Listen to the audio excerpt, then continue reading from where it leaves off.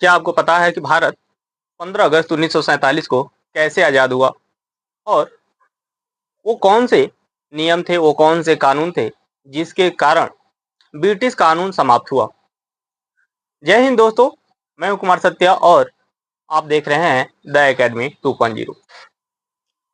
आज हम लोग पढ़ेंगे भारतीय स्वतंत्रता अधिनियम 1947 और जानेंगे कि ये भारतीय स्वतंत्रता अधिनियम 1947 है क्या। ठीक है, देखें, जो भारतीय स्वतंत्रता 1947 की बात करें,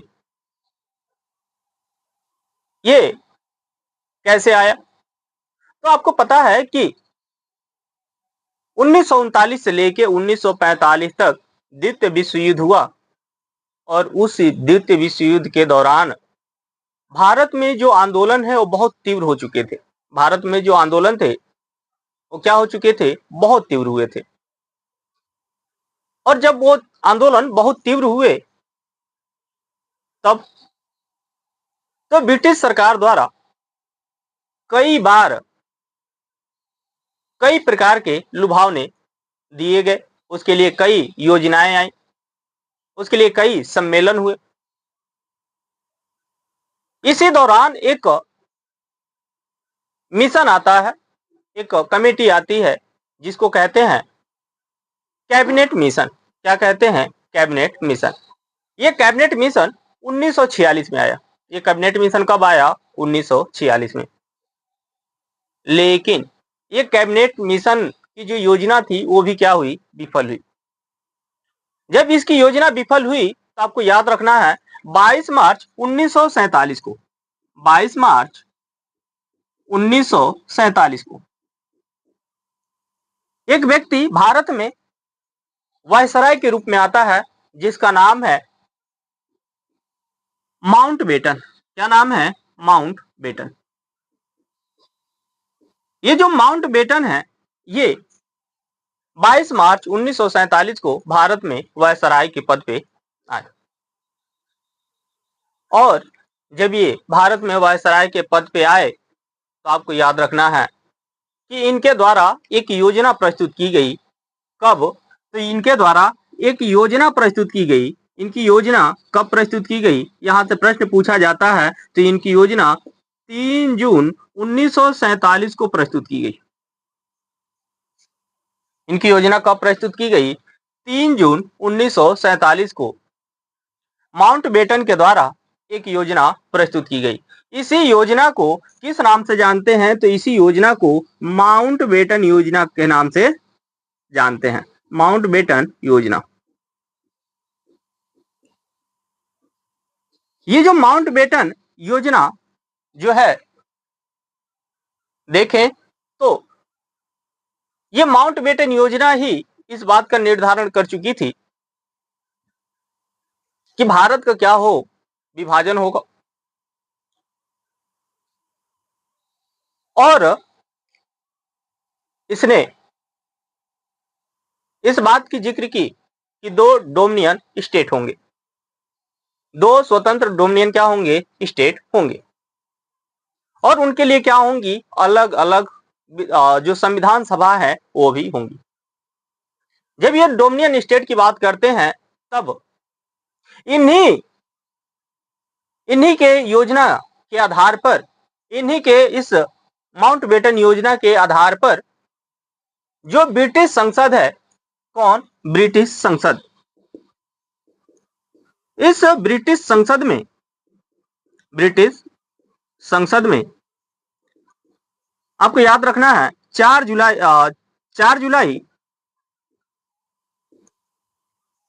ठीक है ना, 4 जुलाई 1947 इस माउंटबेटन योजना के आधार पर 4 जुलाई 1947 को ब्रिटिश संसद में एक विधेयक लाया गया, एक बिल लाया गया। और ये जो बिल है, यही बिल 15 जुलाई और 16 जुलाई को, 15 जुलाई और 16 जुलाई को क्या हुई? ये संसद द्वारा पास हुई। 15 जुलाई को कॉमन सभा के द्वारा, कॉमन सभा, और 16 जुलाई को लॉर्ड सभा द्वारा, लॉर्ड सभा। जैसे हम लोग के यहाँ लोकसभा और राज्यसभा होता है, जिसमें लोकसभा को निम्न सदन और राज्यसभा को उच्च सदन के नाम से जानते हैं, ठीक उसी तरह से ब्रिटेन में संसद के दो पार्ट हैं। एक पार्ट को क्या कहा जाता है, कॉमन सभा, और दूसरे को कहा जाता है लॉर्ड सभा। कॉमन सभा जो निम्न सदन है, लॉर्ड सभा जो उच्च सदन है। इस कॉमन सभा के द्वारा, ये जो ब्रिटिश संसद के द्वारा 4 जुलाई को जो विधेयक लाया गया, इस विधेयक को क्या किया गया, पास किया गया। और 16 जुलाई को इस लॉर्ड सभा के द्वारा इस विधेयक को पास किया गया। और अंतिम रूप से 18 जुलाई को, अंतिम रूप से 18 जुलाई को जो क्राउन था, जो क्राउन है, जो ब्रिटिश क्राउन है, उस क्राउन के द्वारा, यानी ब्रिटिश राजशाही के द्वारा क्या की गई, इसे स्वीकृति प्राप्त हुई, अर्थात इस पे हस्ताक्षर हुए। और यही विधेयक, यही जो विधेयक है, यही किस नाम से जाना गया, तो यही विधेयक कहा गया क्या, तो इसी विधेयक को कहा गया भारतीय स्वतंत्रता अधिनियम 1947। इसी को क्या कहा गया, भारतीय स्वतंत्रता अधिनियम, भारतीय स्वतंत्रता अधिनियम 1947। अर्थात इसी विधेयक को भारतीय स्वतंत्रता अधिनियम 1947 को 1947 कहा गया। चूंकि इसमें जो भी प्रावधान थे, उसका अधिकांश जो प्रावधान देखेंगे कि जो माउंटबेटन योजना था, उसमें प्रस्तुत की गई थी, और उसी के आधार पर ये विधेयक आया था। और जब ये विधेयक आया तो इसमें कहा क्या गया, इसमें कहा गया कि भारत में, ये भारत के विभाजन होंगे, और भारत का विभाजन होने के फलस्वरूप 2 डोमिनियन स्टेट होंगे। कितने डोमिनियन स्टेट होंगे, तो 2 डोमिनियन स्टेट होंगे, 2 डोमिनियन स्टेट होंगे, 2 डोमिनियन स्टेट होंगे। और इन दोनों स्टेटों के अपने अपने गवर्नर होंगे, यानी इनके अलग अलग गवर्नर जनरल होंगे, इनके अलग अलग क्या होंगे, गवर्नर जनरल होंगे। और इसमें ये भी कहा गया कि ये जो 2 डोमिनियन स्टेट हैं, ये कब बनेंगे, तो आपको याद रखना है कि इसमें घोषणा की गई 15 अगस्त 1947 के लिए। कहा गया कि 15 अगस्त 1947 को क्या होंगे, तो ये 2 डोमिनियन स्टेट बनेंगे। ठीक है।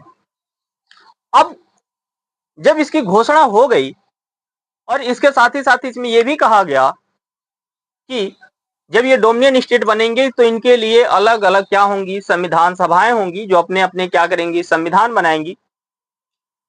इसमें यह भी कहा गया कि जो ये डोमिनियन स्टेट हैं, इनको 2 तरह के कार्य करने होंगे। कितने तरह के कार्य करने होंगे, 2 तरह के कार्य करने होंगे। पहला जो कार्य होगा इनका, वो होगा कार्यपालिका का। पहला कार्य कौन सा है, कार्यपालिका का कार्य है, अर्थात यहाँ के शासन व्यवस्था को चलाना। यानी जो डोमिनियन स्टेट बनेंगे, उनका कार्यभार कौन संभालेगा, कौन देखेगा, कौन चलाएगा, तो उसके लिए क्या करेंगे, तो ये कार्यपालिका के रूप में काम करेंगे। और जो दूसरा कार्य है, वो दूसरा कार्य होगा विधायिका के रूप में। किस रूप में होगा, विधायिका के रूप में होगा। अर्थात ये क्या करेंगे, अपने लिए संविधान बनाएंगे, अर्थात कानून बनाएंगे। ठीक है। तो इनको 2 कार्य दिए गए, पहला कार्यपालिका का और दूसरा विधायिका का। और कहा गया कि ये जो कार्यपालिका का कार्य है, ये किसके अकॉर्डिंग होगा, तो आपको याद रखना है 1935 के जो अधिनियम है, अर्थात जो 1935 का जो अधिनियम है, 1935 का जो अधिनियम है, इस 1935 के अधिनियम के अनुसार यहाँ पे कार्य होंगे। ठीक है। अब देखें, ये घोषणा तो हो गई कि दो डोमिनियन कब बनेंगे, दो 15 अगस्त 1947 को क्या होंगे, दो डोमिनियन स्टेट होंगे। लेकिन आपको याद रखना है 12 जुलाई 1947, सॉरी 12 अगस्त 1947, 12 अगस्त 1947 की मध्य रात्रि,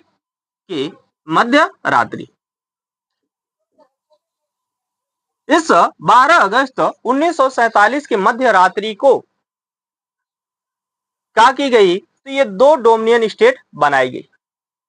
क्योंकि जो माउंटबेटन जो थे, इनका ये था कि इनके दोनों ही सभाओं में क्या करना था, मतलब दोनों जो डोमिनियन स्टेट होंगे, दोनों के सभाओं में क्या करना था, भाग लेना था। और इसलिए ये चाह रहे थे कि हम दोनों में क्या करें, पार्टिसिपेट करें। और इसके लिए ये कहा कि 12 अगस्त 1947 के मध्य रात्रि को क्या किया गया, तो दो डोमिनियन स्टेट बनाने की बात की गई। और ये बनाई गई, तो इसके लिए 14 अगस्त और 15 अगस्त का दिन निर्धारित किया गया कि 14 अगस्त को क्या किया जाएगा, कि जो दो डोमिनियन स्टेट है, एक डोमिनियन स्टेट जो 14 अगस्त को बनेगा, ठीक है ना, उसका जो सभा होगा, उसके जो कार्यक्रम होंगे उसमें पार्टिसिपेट करेंगे। और वहीं पे मोहम्मद जो जिन्ना है, उस जिन्ना को क्या करेंगे, ये पाकिस्तान का गवर्नर नियुक्त करेंगे। और 15 अगस्त को जब भारत डोमिनियन स्टेट बनेगा, तब यहाँ पे ये क्या करेंगे, तो 15 को ये भारत में ये खुद ये गवर्नर जनरल बनेंगे और पंडित जवाहरलाल नेहरू को भारत का स्वतंत्र भारत का प्रथम प्रधानमंत्री बनाया जाएगा, यानी बनेंगे। और इस तरह से देखें कि जो हमारा देश है वो कब आजाद हुआ, 15 अगस्त 1947 को।